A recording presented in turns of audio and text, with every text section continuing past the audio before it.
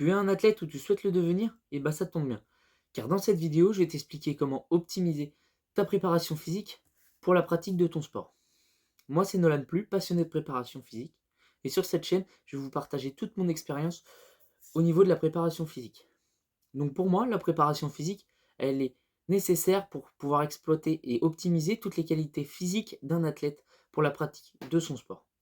Donc dans cette vidéo, je vais vous donner 3 conseils pour pouvoir optimiser votre préparation physique pour la pratique de votre sport.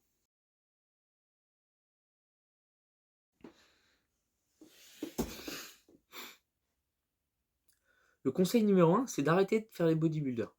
Franchement, pour moi, un athlète, il doit avoir plusieurs qualités physiques. Il doit avoir de la force, de l'explosivité, de la vitesse et de l'endurance.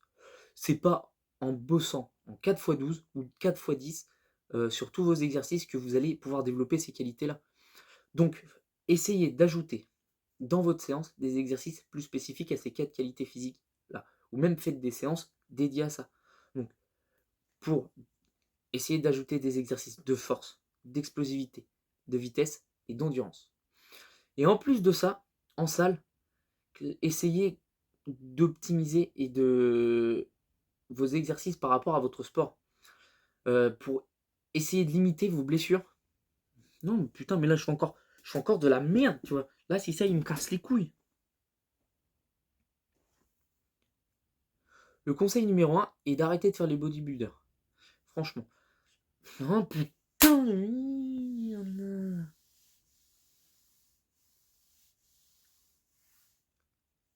Le conseil numéro 1 est d'arrêter de faire les bodybuilders. Par là, j'entends d'arrêter de faire le 4x10, 4x12 répétitions sur toute votre séance. Euh, pour moi, un athlète, il doit avoir plusieurs qualités physiques. Il doit avoir de la force, de l'explosivité, de la vitesse et de l'endurance. Donc, pour moi, vos séances en salle sont là pour essayer d'améliorer ces 4 qualités-là ou plusieurs de ces qualités-là. Essayez d'inclure des exercices dans vos séances, essayez d'inclure des exercices de force, d'explosivité, de vitesse et d'endurance. Ça fera que vous rendre meilleur sur le terrain. Je ne dis pas d'arrêter totalement le 4x10 ou 4x12. Et en plus de ça, la salle est un très bon endroit pour pouvoir ajouter des exercices de prévention blessure. Essayez de spécifier des zones qui sont à risque dans votre sport pour pouvoir les prévenir des blessures et éviter d'être exclu des terrains pendant plusieurs semaines ou même voire plusieurs mois. Donc le conseil numéro 2, ça va être de savoir écouter son corps. Donc pour que vous puissiez mieux visualiser de quoi je vais parler de mon propre cas. Nous au rugby, on a des blocs de match de 2 à 3 semaines. Donc sur les blocs, plus le bloc va avancer, plus on va être fatigué nerveusement, mentalement, physiquement. Donc pour ça, ce que je fais, moi, c'est que souvent, ma troisième semaine de mon bloc, eh ben, je vais réduire l'intensité de mes entraînements, car mon corps me fait ressentir de la fatigue. Donc je baisse l'intensité de mes entraînements pour pouvoir être performant le dimanche en match.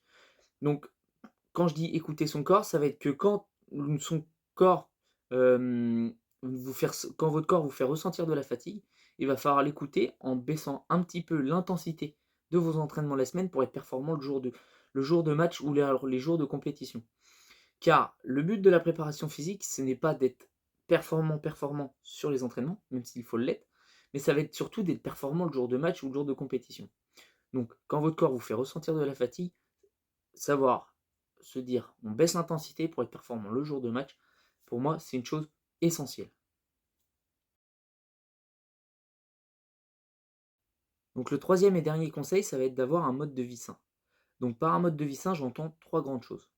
Je ne vais pas parler de l'entraînement, je vais parler juste d'autres faits de base dans le fait d'avoir un mode de vie sain. Donc il va y avoir le fait de bien manger. Donc bien manger. Ça va permettre de nous apporter de l'énergie pour les entraînements ou les jours de match. Donc avoir de l'énergie après c'est bien, mais il va falloir aussi avoir une bonne récupération.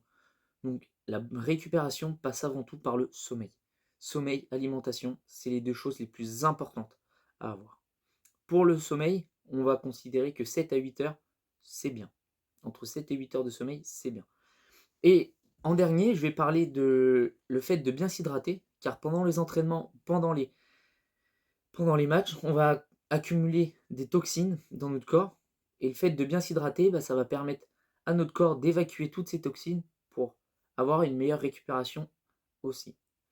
Donc voilà, je vais vous laisser en commentaire me dire quel sport vous pratiquez.